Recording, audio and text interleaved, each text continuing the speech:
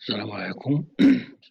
Voilà le dossier 2 du sujet de comptabilité baccalauréat session normale 2010. Il s'agit de l'analyse comptable. Vous avez le premier document, il est relatif à l'analyse de l'exploitation. Il se compose de 3 éléments. Un extrait de la balance des comptes après inventaire, 31/12/2009, un extrait des comptes de produits et de charges. Et puis un troisième renseignement, c'est les bénéfices distribués au cours de 2009, c'est de 180 000. La première question, c'est de calculer les postes 611 et 712. Donc ce calcul-là, il sera fait à partir de la balance après inventaire. Le 611, là, il se compose de deux comptes, voilà, un solde débiteur et un solde créditeur, donc il faut faire la différence. Le 712, lui-même se compose de deux comptes, 712.1 et 712.9. Donc la même chose là, c'est le, la différence entre les deux éléments. Ensuite, on vous demande de remplir l'annexe, le tableau de formation des résultats de l'annexe. Vente de marchandises, on ne l'a pas là, mais on l'a dans l'extrait. Voilà. Ensuite, achat revendu de marchandises, il est calculé ici. Donc, on détermine la marge brute. Voilà. Production de l'exercice, vente de biens et services produits, il est calculé ici. Variation de stock, elle est donnée avec son signe, donc pas de problème. On n'a pas le 714, l'immobilisation produite. Voilà, ni là, ni là. Donc, on va calculer la production de l'exercice. La consommation de l'exercice, c'est les 612 qui est là, achat consommé de matières et fournitures. Les autres charges externes sont ici. Voilà. Et puis, on détermine la valeur ajoutée. La capacité d'autofinancement. Le bénéfice, il est donné. Donc, les dotations d'exploitation, il faut faire attention. Comme d'habitude, il ne faut prendre que les éléments durables. Donc, les éléments durables, c'est tout ce qui est relatif aux dotations aux amortissements. Voilà. Par contre, là, il y a une dotation, mais relative à l'actif circulant, donc il ne faut pas la prendre. Dotation financière, oui, il y a une dotation financière relative à l'actif immobilisé, donc il faut la prendre en considération. Dotation non courante, oui, il y a une dotation non courante aux provisions pour risques et charges durables, donc il faut la prendre en considération. Maintenant, les reprises,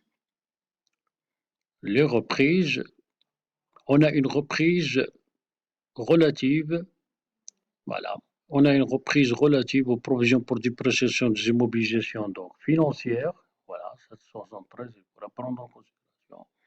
Et on a aussi une reprise relative aux provisions pour risques et charges qui sont durables, donc là aussi, il faut la prendre en considération. Voilà. Donc, oui, donc, produit de cession, il est donné ici. Voilà. Variation. Et puis, il a la VNA. La VNA, c'est le 659. Pardon, c'est le 651. Donc, alors, il est là. Voilà, VNA. Voilà, donc on a les deux éléments là, la VNA et le produit de cession. La distribution des bénéfices, elle est là, donc ça ne pose pas de problème. Euh, Ensuite, on vous demande de calculer le montant du chiffre d'affaires. Le chiffre d'affaires, c'est l'ensemble des ventes de marchandises, ventes de biens et services produits. Le 711, elle est là, et le 712. Donc, on fait la somme pour trouver le chiffre d'affaires qu'on va reporter là. On sait que le taux de la marge représente 40%, donc on peut calculer la marge sur le coût variable. Le chiffre d'affaires, bien sûr, c'est le point de départ et représente 100%, donc on peut déterminer le taux qui est ici de 60% et par conséquent le coût variable.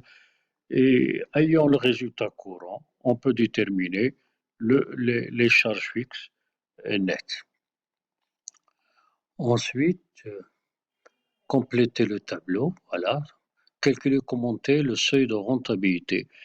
Donc, on a le taux de la marge covariable, on a le coût fixe, donc on peut calculer notre seuil de rentabilité. Maintenant, l'analyse du bilan. Donc, complétez le tableau. Vous avez le taux comptable, vous avez même les taux financiers, donc, et vous avez des commentaires. La valeur nette, donc les non-valeurs, voilà, les non-valeurs c'est un redressement, donc il y a une moins-value. Voilà, donc capitaux propres ici, et puis il faut les éliminer. Provision des titres et valeurs de placement doivent subir une augmentation. Une provision des titres et valeurs de placement doivent subir une augmentation de 10 000. Donc il s'agit d'une plus-value. Titres et valeurs de placement, ils font partie des valeurs réalisables. Voilà, donc c'est les valeurs réalisables avec les capitaux propres. Le plafond d'escompte fixé par la banque d'entreprise de 50 000. Le portefeuille des effets de 86 000. Mais le plafond, c'est 50 000.